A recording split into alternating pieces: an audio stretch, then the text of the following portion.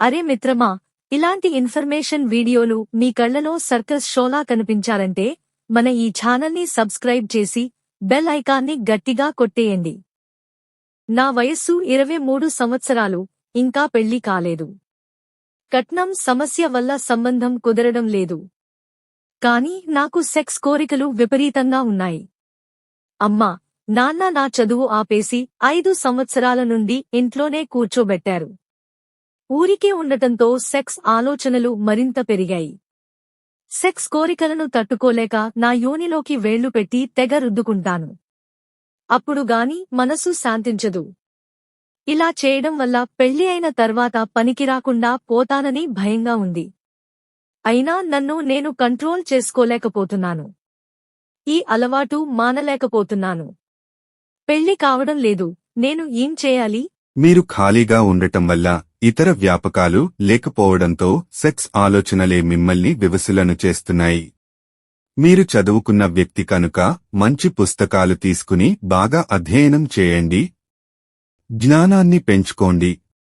జ్ఞాన సముపార్జనను ఒక లక్ష్యంగా పెట్టుకుంటే మిమ్మల్ని వివసులను చేసే సెక్స్ ఆలోచనలు తగ్గిపోతాయి. స్వయంతృప్తి కోసం యోనిలో చేసే రుద్దడం వివాహం అయిన తర్వాత సెక్స్కి పనికిరాకుండా చేయదు. ఆ విషయంలో భయపడాల్సిన అవసరం లేదు. అయినా మీ దృష్టిని మరల్చడం మాత్రం అవసరం. మీ పరిస్థితి చాలా సాధారణమైనది, కానీ దీన్ని నిర్వహించడానికి మీరు కొన్ని సానుకూల చర్యలు తీసుకోవాలి. 23 సంవత్సరాల వయస్సులో సెక్స్ కోరికలు ఉండటం సహజం. అయితే ఖాళీగా ఉండటం వల్ల ఈ ఆలోచనలు మరింత ఆధిపత్యం చెలాయిస్తున్నాయి. మీ చదువు ఆగిపోయినా ఇంట్లో ఉంటూ కూడా మీరు మీ జీవితాన్ని సమర్థవంతంగా ఉపయోగించుకోవచ్చు. మీ ఆసక్తులను గుర్తించి వాటిని అభివృద్ధి చేసుకోండి. ఉదాహరణకు, ఆన్లైన్ కోర్సుల ద్వారా కొత్త నైపుణ్యాలు నేర్చుకోవచ్చు. కంప్యూటర్ స్కిల్స్, భాషా నైపుణ్యాలు లేదా చేతి పనులు వంటివి నేర్చుకోవడం మీ ఆత్మవిశ్వాసాన్ని పెంచుతుంది. ఇవి మీ దృష్టిని సెక్స్ ఆలోచనల నుండి మరల్చడమే కాకుండా భవిష్యత్తులో మీకు ఉపయోగపడతాయి. అలాగే శారీరక శ్రమలో పాల్గొనడం కూడా మీ శరీరాన్ని, మనసును ఆరోగ్యంగా ఉంచుతుంది.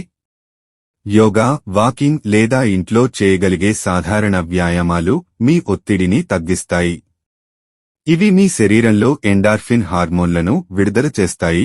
ఇవి మీకు సంతోషాన్ని, శాంతిని ఇస్తాయి. మీరు సాహిత్యం, కళలు లేదా సంగీతం వంటి సృజనాత్మక కార్యకలాపాలలో కూడా పాల్గొనవచ్చు. ఒక డైరీలో మీ ఆలోచనలను రాయడం కూడా మీ మనసును శాంతపరచడానికి సహాయపడుతుంది. ఈ కార్యకలాపాలు మీ సమయాన్ని నిర్మాణాత్మకంగా ఉపయోగించడానికి, మీ దృష్టిని మరల్చడానికి సహాయపడతాయి. మీ స్వయంతృప్తి అలవాటు గురించి ఆందోళన చెందాల్సిన అవసరం లేదు, ఎందుకంటే ఇది మీ శరీరానికి హాని చేయదు లేదా పెళ్లి తర్వాత సెక్స్ జీవితాన్ని ప్రభావితం చేయదు. అయితే ఈ అలవాటు మీ మానసిక ఆరోగ్యాన్ని ఆధీనంలో ఉంచుకుంటుందని మీరు భావిస్తే దాన్ని క్రమంగా తగ్గించడానికి ప్రయత్నించండి. ఒకవేళ మీరు ఈ కోరికలను అదుపు చేయలేకపోతున్నానని భావిస్తే ఒక కౌన్సెలర్ లేదా సైకాలజిస్ట్ని సంప్రదించడం సహాయపడవచ్చు. వారు మీ ఆలోచనలను నిర్వహించడానికి, మీ ఆత్మవిశ్వాసాన్ని పెంచడానికి ఉపాయాలు సూచిస్తారు. అలాగే మీ తల్లిదండ్రులతో మీ భవిష్యత్తు గురించి మాట్లాడండి. కట్నం వంటి సాంప్రదాయ సమస్యలకు పరిష్కారం కనుగొనడానికి కలిసి ప్రయత్నించండి. మీ జీవితాన్ని సానుకూల దిశలో మలుచుకోండి. తద్వారా మీరు మీ ఆలోచనలపై నియంత్రణ సాధించి సంతోషకరమైన జీవితాన్ని గడపవచ్చు.